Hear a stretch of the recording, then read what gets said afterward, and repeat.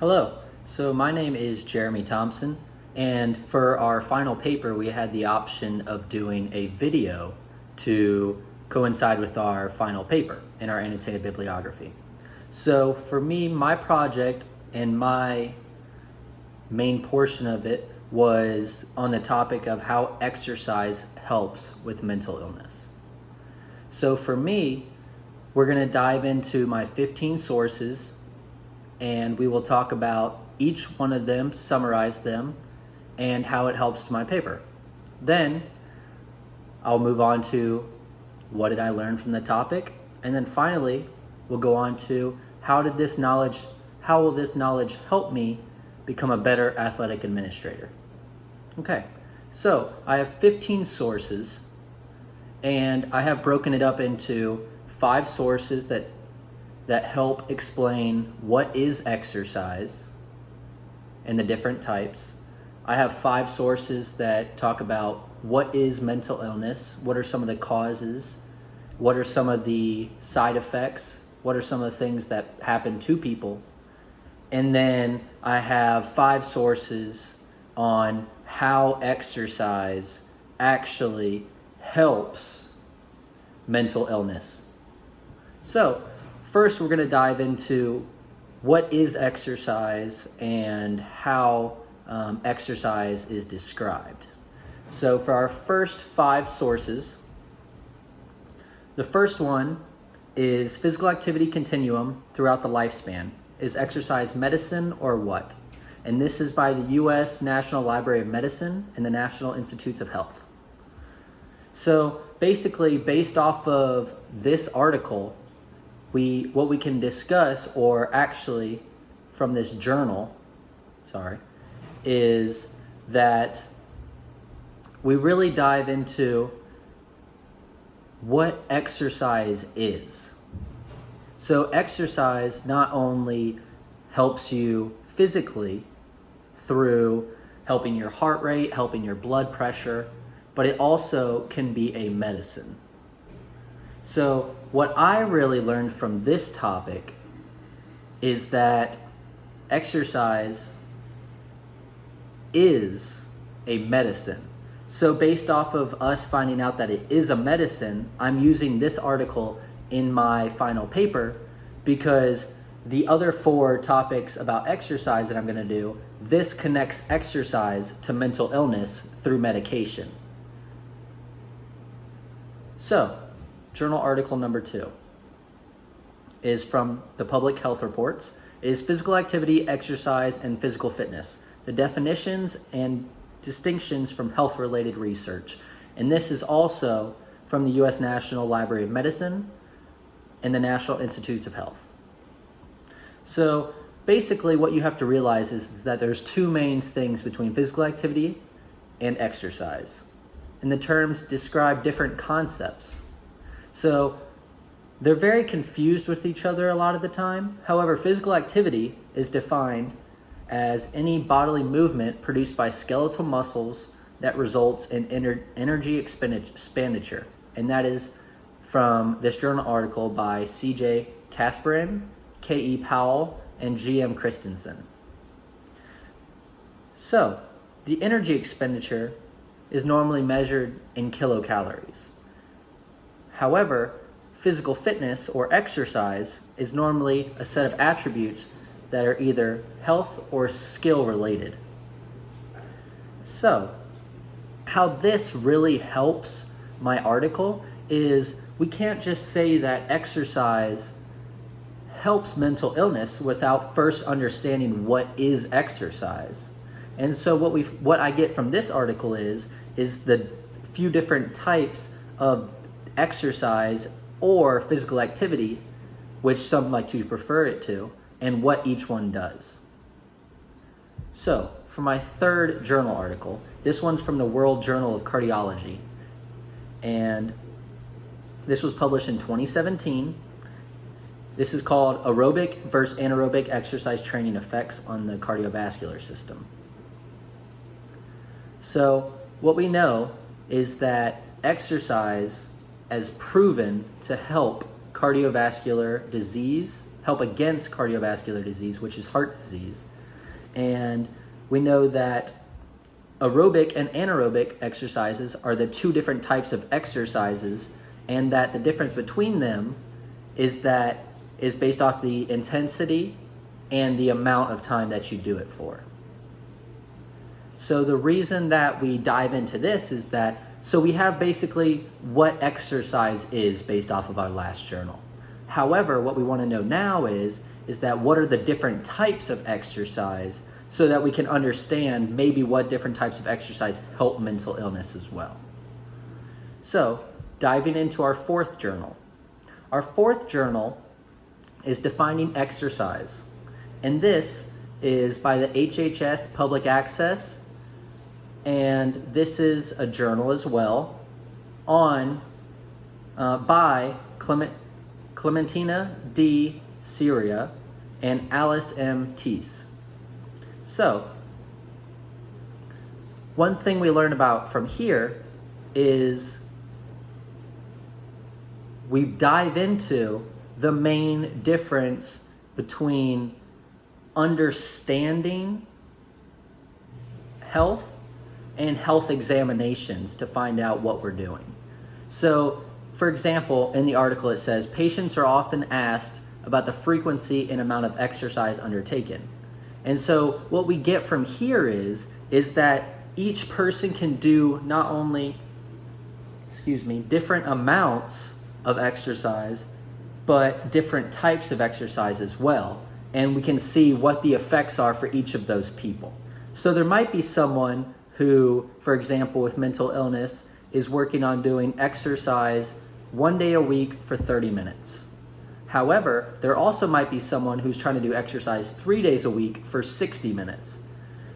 And one thing that can really help is trying to determine what is best and what benefits help the best. And it can change depending on each person. So what this helps with the paper is determining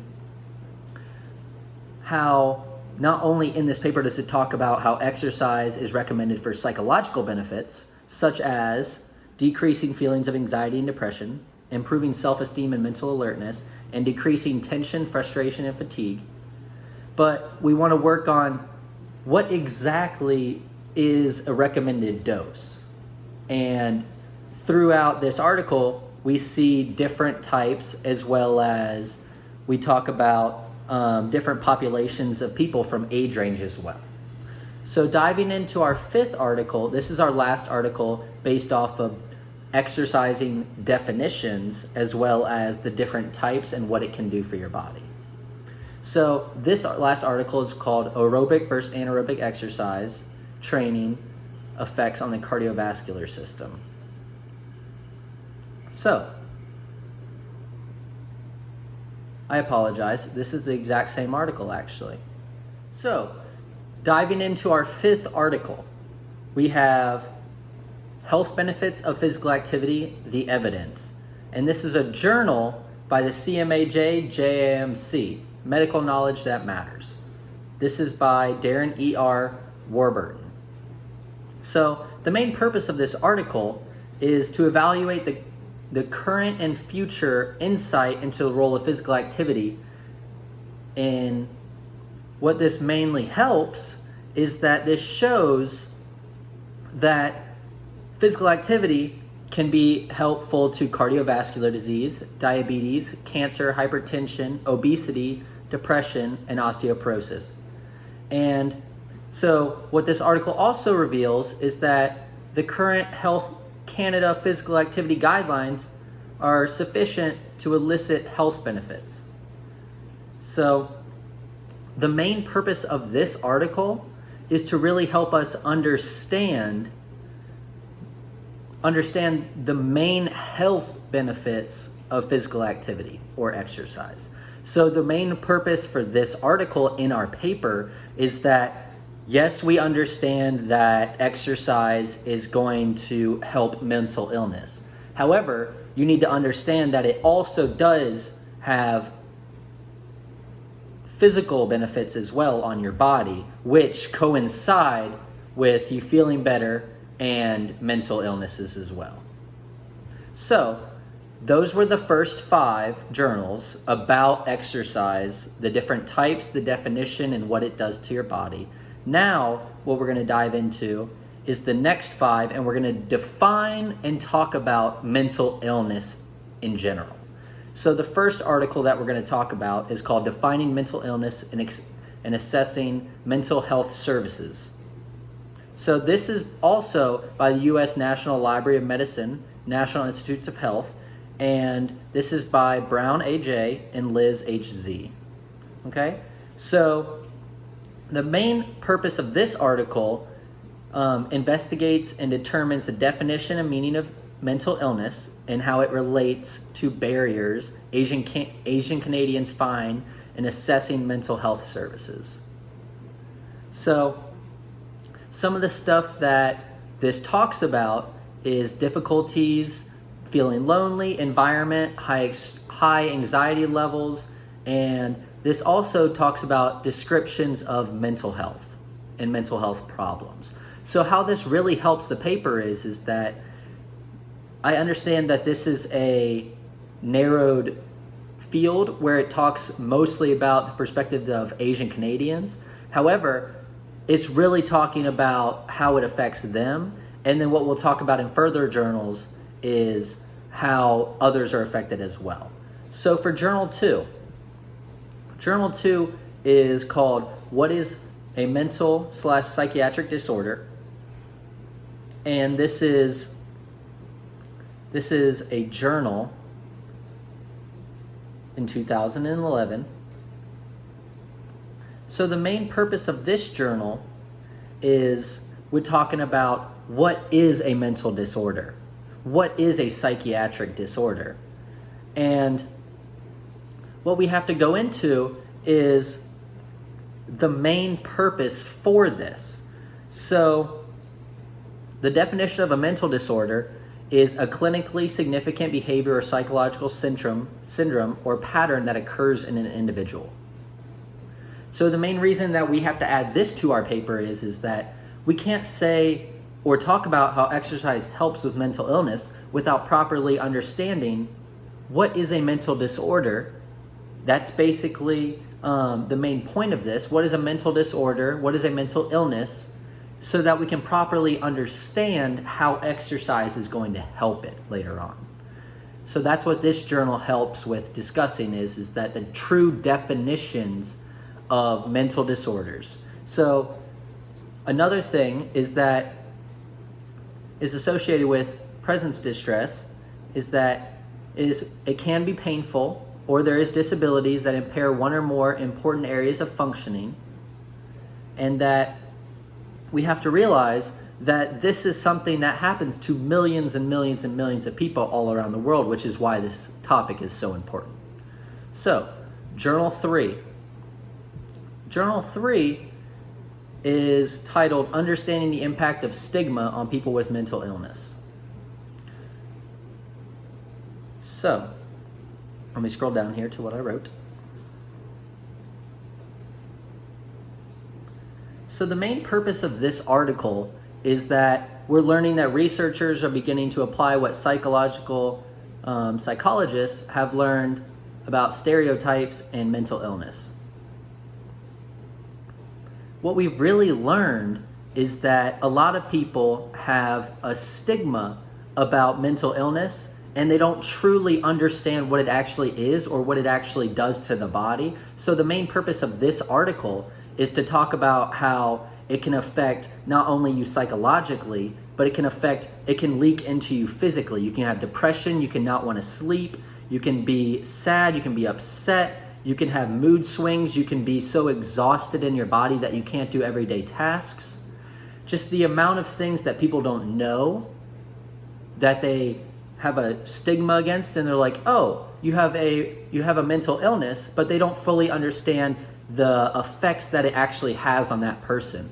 And so the main reason that we have this article, and this is one of the most important articles in the paper, is that it talks about the fact that yes, people do have mental illnesses, but let me explain to you what actually is happening to this person and how you could actually be taking them for granted, not knowing, or you could be treating them differently than you should be based off of the things that actually could be really bad for them.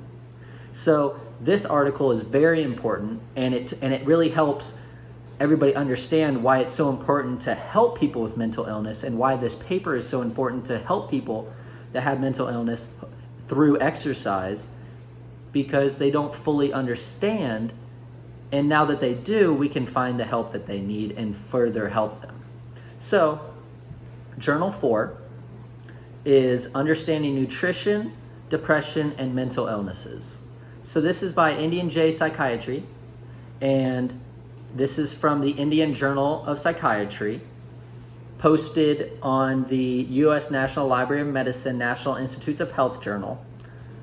So what we learned from this article, it talks about not only can there be side effects from your foods that you eat towards mental illness, but it mainly also talks about what is mental illness. So one thing people don't realize is that all of the different, not only side effects of mental illness against somebody, but the way that it can affect who you are. So that's really what we learned the most from this article or this journal, is that we're learning, dive deep into what is and the effects of mental illness. So for our last and fifth journal for this topic of mental illness, the title is Exercise for Mental Health. This is by the primary care companion to the Journal of Clinical Psychiatry. This is also posted on the U.S. National Library of Medicine, National Institutes of Health. So this journal basically describes the different types of exercise, whether that be anaerobic or aerobic exercise. Aerobic exercise includes jogging, swimming, cycling, running, and these exercises have been proven to improve moods as well as blood circulation and influences on different body parts as well. So what this also talks about, this article, is about, let me read an excerpt for you. Exercise improves mental health, and then this dives into what exactly it helps in mental illnesses. Reducing anxiety, depression, negative mood, and how this helps these things is by improving self-esteem and cognitive function. So one main thing that people don't realize is that all the possible side effects that mental illness can have, we've discussed them in previous journals. However, we dive into more of, let's say these people are not exercising, what they're doing is taking medication. So what we want to do is that we want to focus more on exercise as a natural medication instead of focusing on medications that have terrible, terrible side effects for your body. So not only is exercise a natural medication, but it can also get you off of medications that can have tons of side effects on your body and can help you and can actually hurt you and further your mental illness. So exercise, it being a natural medication to where you're not on natural medications, also has the following side effects. So regular exercise has been proven by mental health professionals to do the following. It can improve sleep. It can have better endurance, stress relief, improvement in mood, increased energy and stamina, reduced tiredness that can increase mental alertness. You can have weight reduction, which helps your moral, how you feel about yourself and your self-esteem, which helps a lot of people in mental illness. And it can also help by reducing cholesterol and improving cardiovascular fitness, which can help you physically as well. So one little excerpt from this article is that mental health service providers can thus provide effective evidence-based physical activity interventions for individuals suffering from serious mental illness. So what we understand is that This article, the main purpose of it is to show us what mental illness can do, but also what exercise can do to help go against and fight and improve our mental well-being and diminish our mental illness problems or disorders. So this really connects, is the first journal article that connects exercise and mental illness. So for the next 5 and the final 5 articles, we're going to dive into exercise, mental health, and how they connect and how exercise helps with mental illness. So the first article that we have is association between physical exercise and mental health in 1 through 2 million individuals in the U.S. between 2011 and 2005, a cross-sectional study. So this is a journal abstract by Lancet Psychiatry in 2018. So the main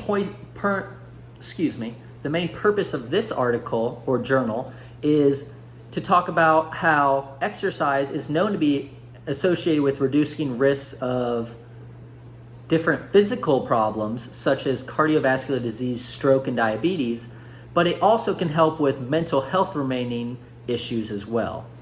So one finding, for example, in this article is that individuals who exercised had 43.2% fewer days of poor mental health in the past month than individuals who did not exercise but otherwise matched for several physical and socio-demographic characteristics. That is huge. So 43.2% fewer days in a month. That is roughly around 2 weeks of days in a month that individuals who did not exercise had a terrible day, whenever these individuals who exercised had fewer days of poor mental health just from exercising. That's the only factor that they're changing. They have the same exact, they have several physical characteristics that are the same and the same socio-demographic characteristics. So the only factor that they're changing in this study is exercise or no exercise from these individuals. And the findings have been outstanding. So this is the main reason we're adding this, is we're seeing actual results from research that has been done that has proven that exercise can help mental illness. So diving into journal article number 2 of these 5. So first, this is on the public health records. This article is titled "The Relation of Physical Activity and Exercise to Mental Health." This is a journal article that is posted on the U.S. National Library of Medicine, National Institutes of Health, and this is by C.B. Taylor, J.F. Salas, and R. Needle. So the main purpose of this is that what we're first diving into is making sure people understand that mental disorders are very significant to your health.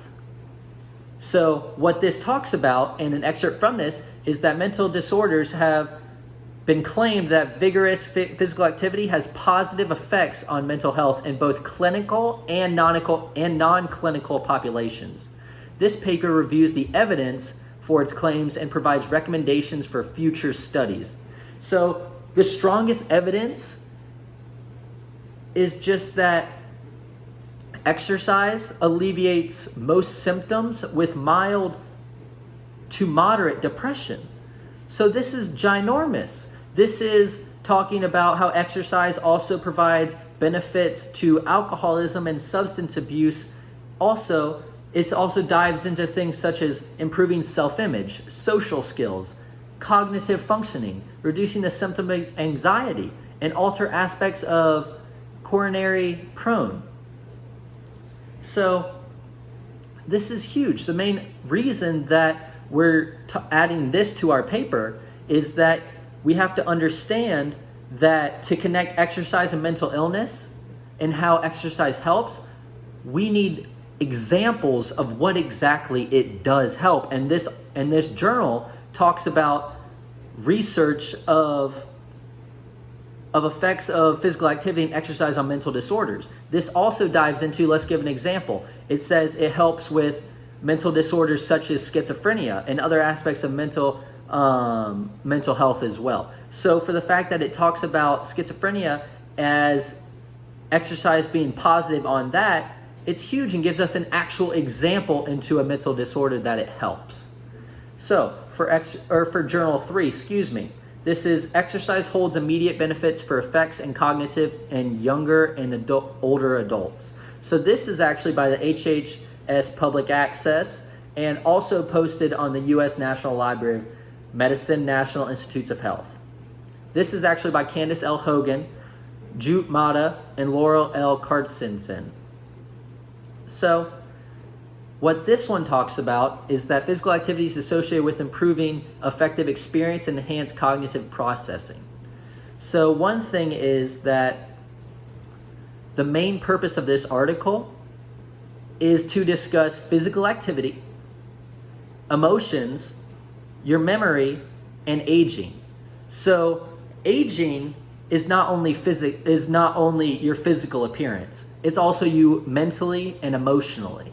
So mentally, you could be aging, let's say you're 25 years old, but have serious mental disorders or illnesses. You could have an aging of a lot higher, of around 40s. And the reason for that is the amount of stress on your body and on your mind from these mental disorders and illnesses. And what we find out is that physical activity is proven in this article to positively affect your potential aging. So that's the main purpose in connecting exercise and mental illness as well in this article and journal, So for journal number 4, this is actually from the British Journal of Pharmacology, This is exercise acts as a drug. The pharmacological benefits of exercise. This is by J. Vena, F. Sanis Gomar, V. Martinez Bello, M.C. Gomez Cabrera. And this is also posted on the U.S. National Library of Medicine, National Institutes of Health as well. So the main purpose of this article and the summary of this article is that with all these drugs, dosing is very important. And not only that, but the medications can have such a negative effect on millions of people that if we don't have to take those medications and there's a natural remedy or a natural solution to the problem without all these negative things that can happen to the body, it's a no-brainer that you would want to do something that doesn't have negative side effects. So one thing that this article talks about is that exercising helps with molecular signaling pathways and adaptation and understanding appropriate manners. So the main thing we understand is that exercise really helps with psychological. There are so many, for example, there's this quote, there's so many powers that we would like to propose that exercise would be considered as a psychoactive drug in moderate doses. It causes very pronounced relaxing effects on the majority of the population. But in some persons may even become addicted to exercise, where there is no negative side effects. Let's see. There's one further quote as well. Finally, there may be some general conclusions that the exercise is so effective that it should be considered a drug. So, what we learned from this article is that now we're understanding exercise, we're understanding mental illness, and this article is proving that exercise should be considered a treatment for mental illness. And the other journal articles that we have are proving what exercise does, and this one's trying to prove that mental illness should be attacked with exercise. The 5th of this column and the 15th journal article and the final journal article that we'll be talking about is Health Benefits of Physical Activity, the Evidence. This is by CMAJ JAMC And this is a journal posted on the U.S. National Library of Medicine, National Institutes of Health, and this is by Darren E.R. Warburton, Crystal Whitney Nicole, Shannon S.D. Brennan.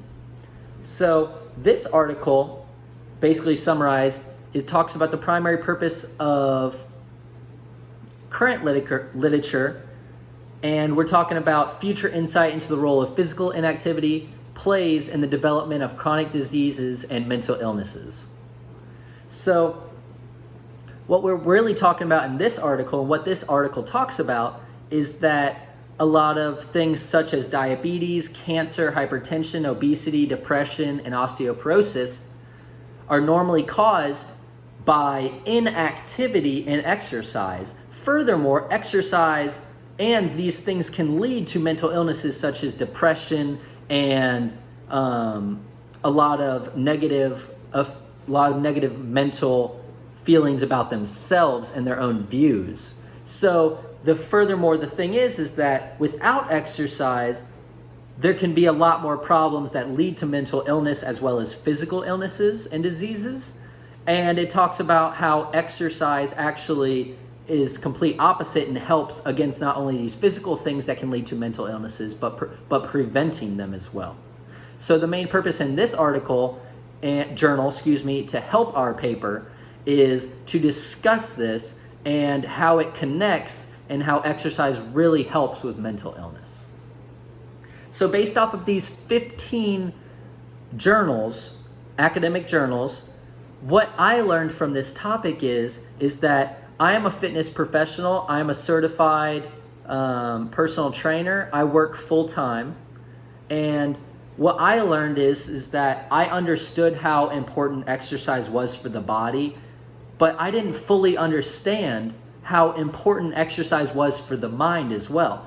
Some could say that exercise is actually more important for the mind and that it can protect the body. That is what I have learned from this.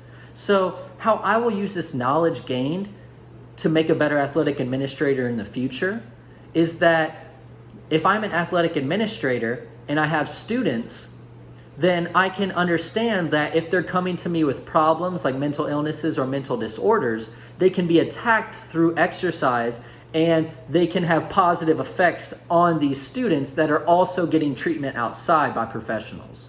So that is the major thing that I learned. And the other thing is that exercise is so important to help against mental illness and it has been proven through these academic journals that you just cannot sit idly by with a mental illness or disorder and say, I don't want to take a natural cure for this. I don't want to try this out. I would rather take the possible side effects of medication, which would be completely not right. We have the ability through exercise to help stop, diminish, or prevent mental illness. And that is amazing because mental illness is one of the leading things in the world right now. The numbers of depression, the numbers of obesity, the numbers of hypertension and stuff like that are at an all-time high. And if through exercise you can physically prevent them, or through exercise you can diminish your mental chances of getting mental illnesses or disorders, or if you have them, you can work to getting them better and better controlled or less days of having them, it is a no-brainer. And the fact of the matter is exercise helps with mental illness all day. It is an incredible thing, and it is something that should be attacked each and every day because it has saved lives. Thank you. You guys have a great day. Bye. So for my article, or for my final paper, I actually missed one final piece, so I'll be adding it to this video for that. So the last journal article is actually titled Physical Activity and Exercise and Youth Mental Health Promotion, a Scoping Review. This is by the BMJ Open Sport Exert Medical Center, and this is by Michaela Pascoe, Alan P. Bailey, Melinda, Craig, Tim Carter, Rhiannon Patton, Nigel Septo, and Alexandra Parker. So the main purpose of this article was to show that available evidence suggested that interventions of varying intensity of exercise reduced the amount of depression symptoms and anxiety in patients of younger ages. So the main purpose of this journal article ties into further evidence that exercise does help against mental illnesses, whether that be through the reduction in them or the prevention in them as well. And so for the paper, that this is a great thing to show even more evidence, because the more evidence you have, the better off you are inside your paper. So again, I added this video last, so this will come after my conclusion for my video. But this really is a big thing with exercise, and exercise has been proven to help with mental illnesses. Thank you. Have a great day.